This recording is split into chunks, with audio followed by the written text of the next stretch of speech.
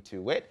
And we'll be joined by Gifty and Apia as we get into the papers. But let me just let you know, I have this morning the Daily Graphic newspaper, Republic Press, let me say the Ghanaian publisher. I also have with me the BNFT. Weekend Today, there's a special I'll be bringing you from that. The Custodian, the Accra Times, and the Daily Statesman newspaper. Gifty and Apia, can you hear me? All right, so we'll be connecting to Gifty, who will be doing some of the other papers, from the Dispatch to the Ghanaian Times, the Daily Guide, and the Finder newspaper. But let me start from right here in the studio as we take a look at the Daily Graphic. And it starts with NAT. It says NAT to set up one-stop shop for cancer treatment. That story is on page 13. There's also 135 COVID-19 affected Achimota students discharged. You heard the story, those who were tested initially and how many of them tested positive out of even the 34 that we had for the Delta variant. So some details there on page 20. Two MPs, Abronye, I'm talking about Abronye DC, a stalwart of the MPP, sue Attorney General over first and second ladies' salaries. Some people are saying, definitely not. Why should we be paying them? Do they become officials of the state? What does our constitution say in that respect? And some have also said that if this is going to be backdated, so that they're going to be paid since what, 2017? I mean, some of what has been put out there, then what exactly are we doing, especially to a country with the coffers in the states that we find it in these COVID-19 times? So a lot to talk about. There's also that 28 million case to do with the parliament, well, I should say parliamentarians' cars and all of that. So a lot of money matters going on that we can talk about. Military brutality, and while 86 perpetrators sanctioned, demotions, transfers, detentions handed out to culprits.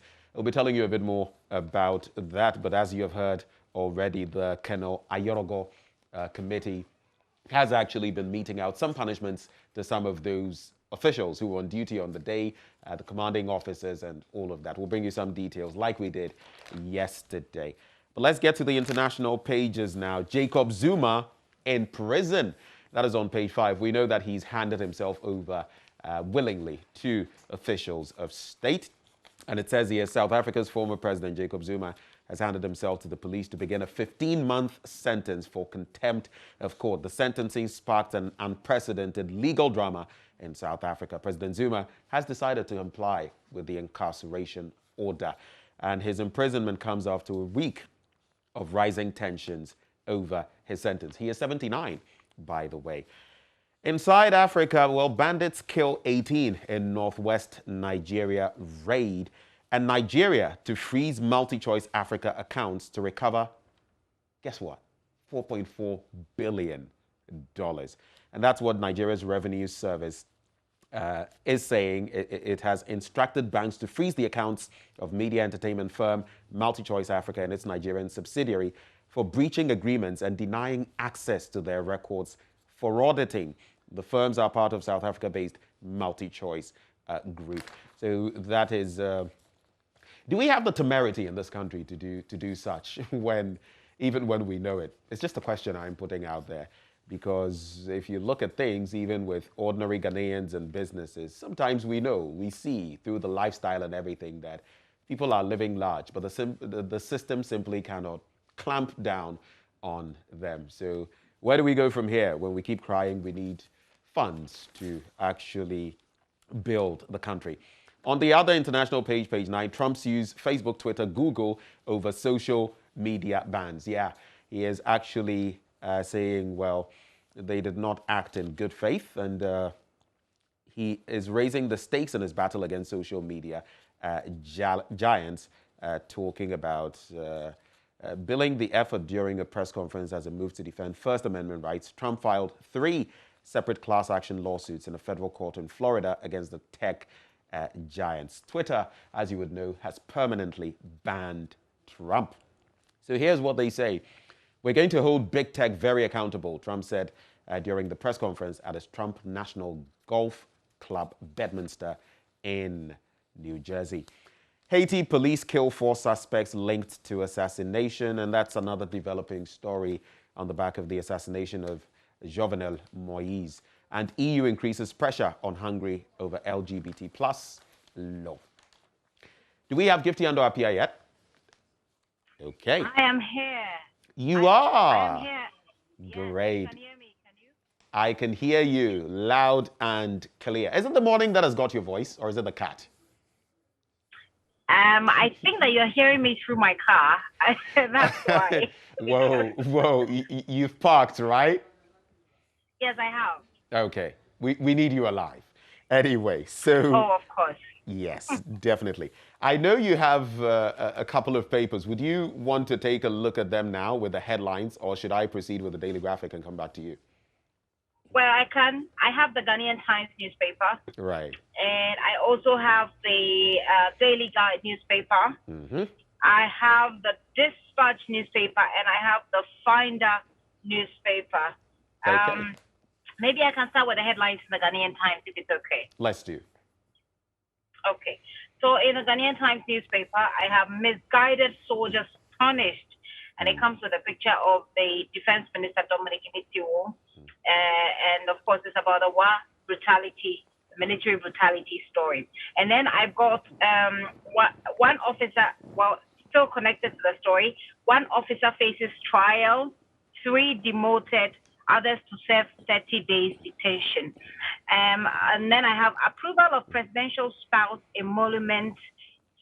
2 NDC MPs, NPP stalwarts go to court. Other stories that you can find on the Ghanaian Times newspaper front page. President inaugurates 4-tier Pokwase interchange today. And it comes with a very beautiful picture of the interchange, and we're looking forward to that one. Then Ejura killings probe. 3 suspects, not my bodyguard. That's according to the MCE. So those are the headlines in the Ghanaian Times newspaper. If you go to the Pick 3, it says 2 NDC MPs, NPP stalwarts go to court. So that's the story that you had on the front page. On the back page, you have 80 million Bank of Ghana Hospital inaugurated in Accra, and it comes with a picture of the inauguration yesterday. Still on in Ghanaian Times, 10% of Ghanaians mad in quotes. And that story has been attributed to the health minister. Then I have Deputy GSE boss endorses development bank. Miss Ghana Gas rescue 16-year-old scoliosis patient with 50,000 CDs, and Leshego to roll out. Okay, Leshego Digital sounds more like a commercial. So that's it for the Ghanaian Times newspaper. If I should move on with the Daily Guide newspaper, here are the stories. 86 WA soldiers punished, 7 stolen phones retrieved. So apparently those phones that were stolen were about 7. I mean, well, okay. Ato Essien, 2 others to open defense, 1 set free. And then a drug probe is also being reported here. I heard pump action fire from crowd. And the story is on page 3 of the newspaper. Another story you can find on the Daily Guide newspaper is Yendi MP gets boreholes for 20 communities, which is very exciting. If you know about Yendi, you know that that's a very exciting story. Okay, on the back page of the Daily Guide, Kukudazi hot over Kotoko match-fixing claims, and PSG step up Pogba pursuit after Ramos capture. And then, is it coming home or Rome? You find that on the back page of the Daily Guide newspaper. I've got 2 more newspapers. If I should go on, I will go on with yes, the please Finder. do. Please do. Okay. I'll go on with the Finder newspaper. The Finder is reporting nation values sacrifice of teachers. It's on page 2 of the newspaper. And the story, of course, is from yesterday's meeting with President Akufo-Addo. It says they make education reforms initiative possible, according to the president. And it comes with pictures of the education minister and some of the teachers who met with the president in that picture with the president. Then angry youth threatened to burn Ejra Hospital. Dr. Manye, a story from page 5 of the final newspaper, and court orders Ato Essien 2 others to open defense, but acquit and discharge Roy Cable's managing director. Finder has a lot of stories on the front page. Samtua Museum Mausoleum to be upgraded, according to the tourism minister. Story is on page 10. And Zongo Council honors NPA boss for modest contribution to Zongo community, page 8. And that's it for the Finder newspaper's front page. The final newspaper I have is the Daily Dispatch. Daily Dispatch says 12 tried and punished by military, rest to be transferred. Dominic Nitiwo saying that. And Razak Kojo Opoku on state benefit for first and second ladies. Story is on page 11. Mustafa Hamid, NPA CEO, honored by Zongo Council for improving Zongo communities, and 10% of Ghanaians living with mental disorders, according to the health minister. It's also been reported by the Daily Dispatch here. And on the back page of the Daily Dispatch, misbehavior by soldiers in war, 12 trial and punish. So it actually gives you the details of that particular story, and it comes to the picture of the Defense Minister, Dominic Nitiwo. So, Benjamin, those are my papers for now. Before I segue into the Daily Graphic newspaper, you know that word from one of the papers, I think the penultimate one you did, mausoleum. Charlie, brought back memories there. The way people struggled with that word way back. Anyway, let's get into the Daily Graphic. The middle spread, because I had already started. Ejra disturbances inquiry. Victims were shot from behind. And of course, we heard the medical doctor testify yesterday. When you go to the back page of the paper, Newmarket stalls opened at Kade, and 5 suspected human traffickers grabbed, 10 youth rescued. Looks like I'll do those 2 stories from the Daily Graphic. Republic Press, NDC MPs sue AG. Fire service, Ghana Water in dogfight. It was, as we call it, fire versus water yesterday. And in essence, the fire service, supposedly, per the allegations being made by the leadership of the Ghana Water Company Limited, sometimes use the hydrants to get water and give them out, sell them sometimes. And that is the problem in there. We pray for daily bread. Coffin makers explain. Charlie? Obi will know Binsu Jineni. Top Kings sets record straight. That's it with Republic Press. The Ghanaian publisher now, government to boost rice production in Bono East, and soldiers in Wa beatings demoted. Car loans, not freebies. That's according to Parliament. Quickly now to the BNFT. We must add value to export products through partnerships. That's according to the Finance Minister. Mr. Finance Minister, very good call. How long have we known this, though? Since even before we became independent. So this is nothing new. But what have we done in the 64 years we've been independent? Port duties to go up as customs adjust freight rates. The custodian, Akufo-Addo, praises teachers for free SHS successes. And there's also that story, MPs pay back car loans. Parliament is clarifying. The Daily Statesman, before I do the Accra Times quickly, President urges NAT to support educational reforms. And that story you were alluding to, Gifty, 3.1 million Ghanaians have mental disorders. That's the health minister revealing. Well, a bit of little surprise in there, right? And the Accra Times, finally, Dr. Zaneto jabs Akufo-Addo. Ghanaians expect leadership with integrity. That's on page 12 of the Accra Times. And North Dine MP fights minister over school feeding. So Gifty, and I nearly missed out on this one. Weekend Today, very important. Weekend Today. It has pictures there of women in media. And our very own Araba Kumsin, a.k.a. Gifty. You want to do the a.k.a. for me? Oh, you want to create problems for me this morning? A.k.a. Rapsy. Rabzo. Rabzo. I was actually, yes, I actually had one, but I won't say that now. Oh, okay. Right. So she splashed all over the Weekend Today newspaper, and she's looking gorgeous, isn't she? Oh. Anyway, so let's get into the paper. No, let's get into the papers before I get into trouble. What you say? So let's do the papers. I mean, I think the big story that has been running is the soldiers and the the sort of punishment that has come to those who were found culpable. Yep. I think for me, one thing that I want to say is, it looks to me like we've acted really, really fast, and that's good. That's really good. You're speaking about the WA situation specifically. The WA situation, yes, right? About the WA situation, yes. I think that the military acted very quickly. They moved in the next, I think it was just the next day that they moved in, and they went to meet with the traditional leaders of WA. And then immediately a committee was set up. This committee that was set up has done its work like quickly. We've had the mixed reactions that have come, I mean, from the victims. I heard this morning some of them say, I think they should have been expelled from the military. But then there was this lady whose argument is that if you expel these people and they go out there, that's like some sort of license to do whatever they, because mind you, they have training. Exactly. That was exactly what I was about to point to. They are military trained personnel now. So you're putting out there people with those skills and unleashing them on the public.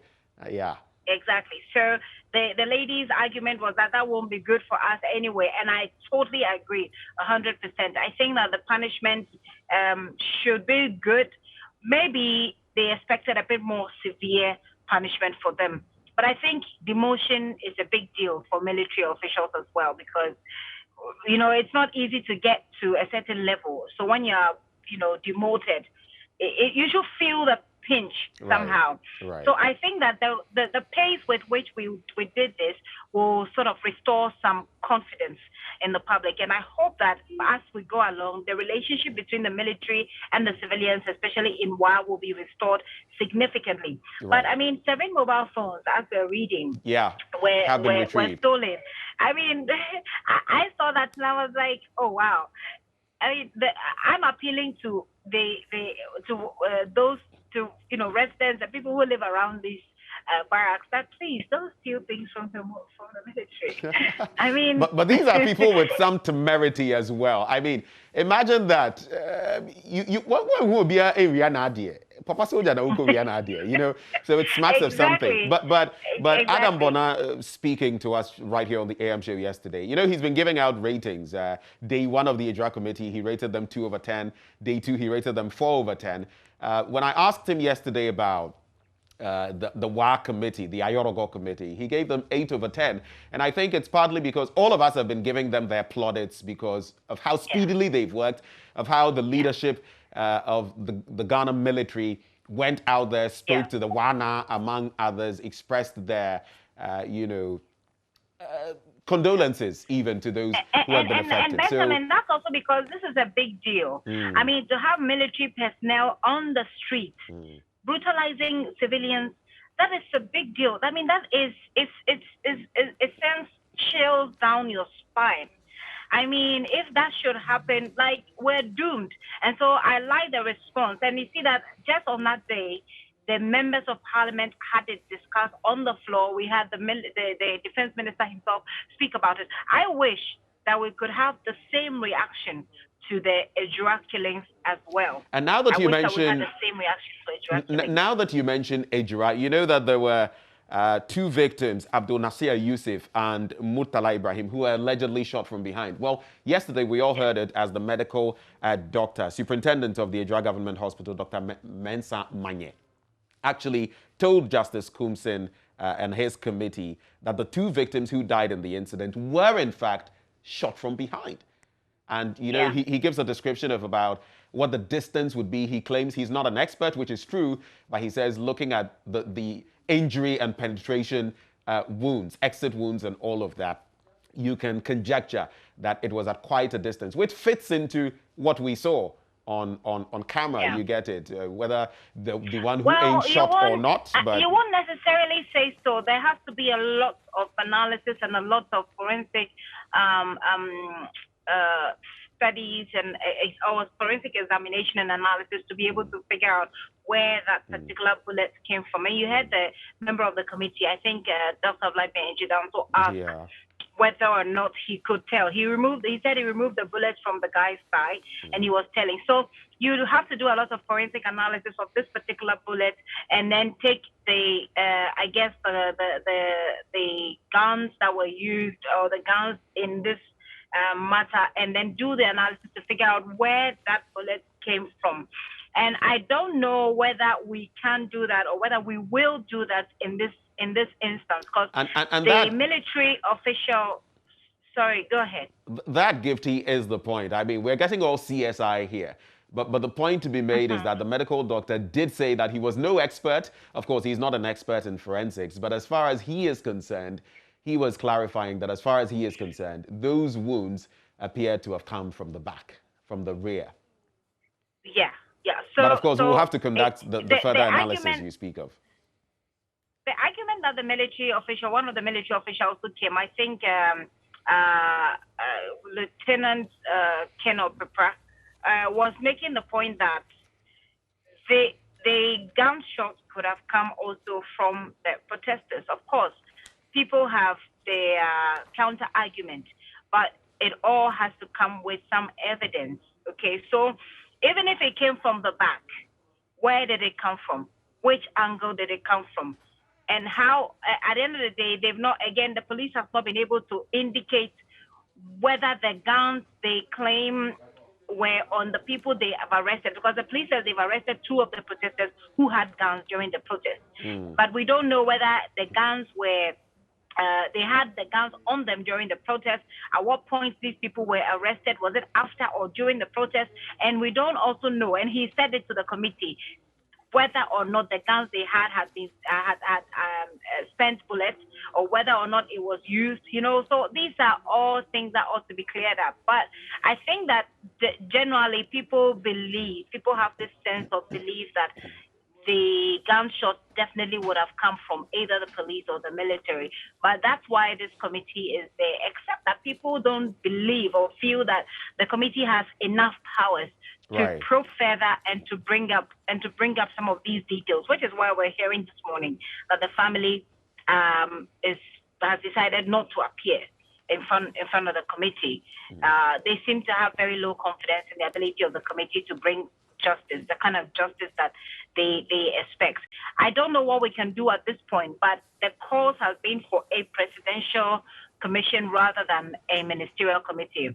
I don't know what the president makes of it. I don't know what the states will decide to do, but the committee have already started its work. So we see how it goes. And we'll see how it pans out. Before I go to the final story I want us to look at, Gifty, and I'll throw it to you when we get there. It's about the NDC MP suing the AG and, of course, Abronya DC as well. But on the back page of the Daily Graphic newspaper, 5 suspected human traffickers grabbed, 10 youth rescued. And the Bachona police have rescued 10 Nigerian youth from their suspected traffickers at Coastal Estates down on the Spintex Road in Accra. 5 persons suspected to be the masterminds of the trafficking, identified as Apostle Sunday, and others, were arrested from Edo State. All regional administrative territories in Nigeria were arrested in connection with the case. Would you like to chip in something? Actually, the number of those who were arrested for this trafficking has been, the masterminds of this trafficking syndicate are 6. I think yesterday I had that information from the police as well. The number was 6. Well, it appears to have been 6 of them. It appears to have been upped, at least as far as the Daily Graphic is concerned, per the information they are getting. So what we know from the police is that 6 of them, and then they had 10 people, young people that they have brought from Nigeria. The people told the police when they found them that they were brought in batches from Nigeria, in search of greener pastures. But what they were using them for was keeping them in a room, giving them laptops. The police retrieved about 14 laptops. So they kept them in a room, gave them laptops, and what they used it to do is cyber fraud. And essentially, apparently, according to those who were the victims, they were beaten up anytime they failed to lure people into sending money over.